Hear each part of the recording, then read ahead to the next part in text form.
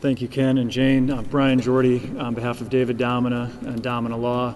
Our role in this matter, and we're happy and pleased to be a part of this, was to do independent legal analysis on some of the options available for the state legislature now that a special session has been called. I want to be clear that the paper that we wrote and distributed was wholly done by Mr. Domina and myself, and we did not invite nor ask, nor did Bold Nebraska request input. It is as unbiased based on legal analysis as we were able to research and compose.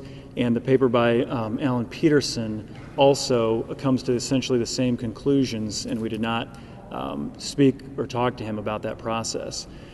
Many of the important points have been touched on, but the bottom line is that Nebraska does have the power to regulate land use. Previously, there's been controversy over the question of safety, and does the federal government preempt any items of safety and regulating safety?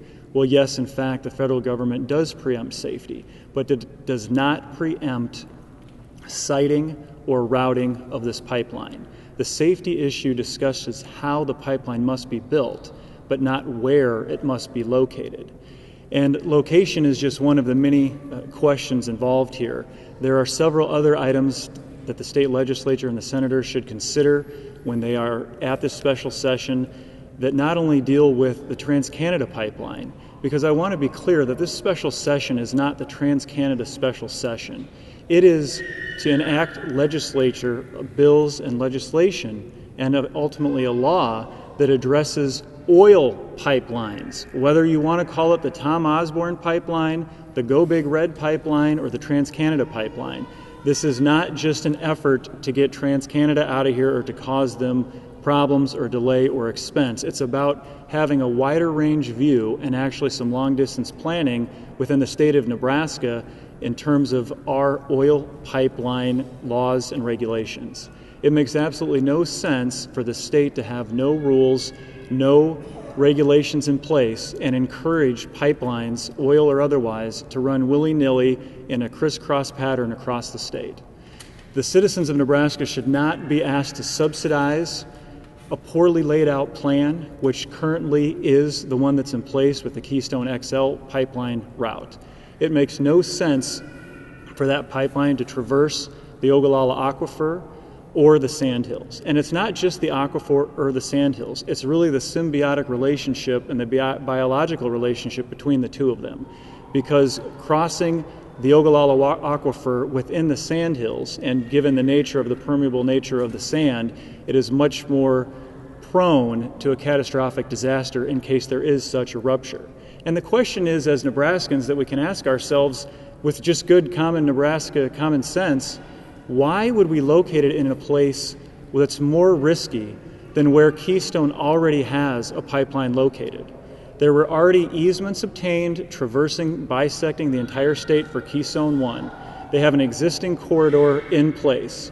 Wouldn't it make sense, or at least for the state senators to consider the idea of if an oil pipeline company already has an existing easement that, I will remind you, was acquired without too much fuss, without too much fanfare a few years ago, wouldn't it make sense to locate a second pipeline within the same easement or adjacent to? It just makes common sense. And it all boils down to money. You know, as they say, if you ever want to really know the answer to something, just follow the money. Trans-Canada, in this instance, simply does not want to reroute and extend the distance of their current proposed pipeline.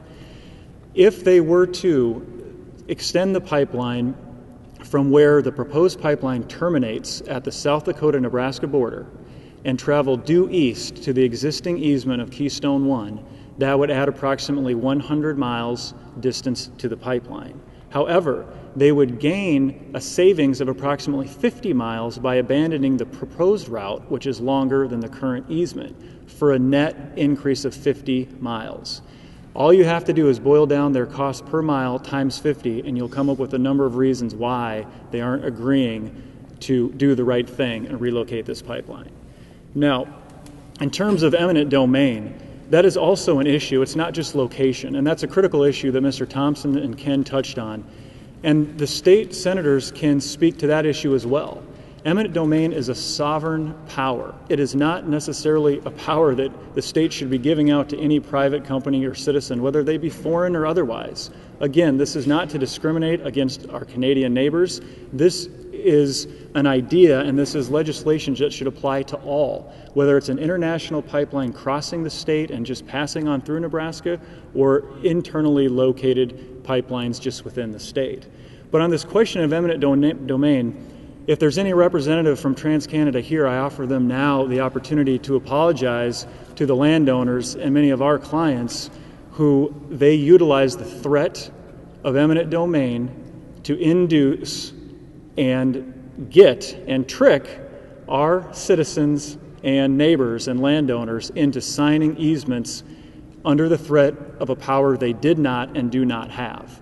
Part of the special session could address not only the location, not only some of these other issues, but also the eminent domain issue, and perhaps, as we suggest in our paper, even criminalize what actually occurred, which is use of threat and force of something you know is wrong in order to obtain land that you do not at that point have the right to condemn. It's just not right. They're tactics that shouldn't be done, and we don't want to encourage TransCanada or any other oil pipeline companies in the future, and Nebraska simply cannot be without a robust dialogue and discussion that deals with not only the location, the routing, but all of these other issues that unfortunately have gone untouched. And liability is another one. Nebraskans should not have to subsidize a spill. The landowner, via these easement agreements, should not have to be required to take out an insurance policy of $10 million or more at their own cost to subsidize or pay for a spill that was due to TransCanada's negligence or oversight. It's just simply not right. All of these items globally can be taken in total and discussed in the special session. Calling for it is a start. It's a vehicle. It is not the end. And we're urging all state senators to look at Mr. Peterson's work, utilize whatever of our work that they want as a starting point for solutions, dialogue, and to do the right thing. It just doesn't make sense to have the pipeline located where it is. Put it where the pipeline already is, in the eastern part of the state, and just let's use some common sense Nebraska values on this issue.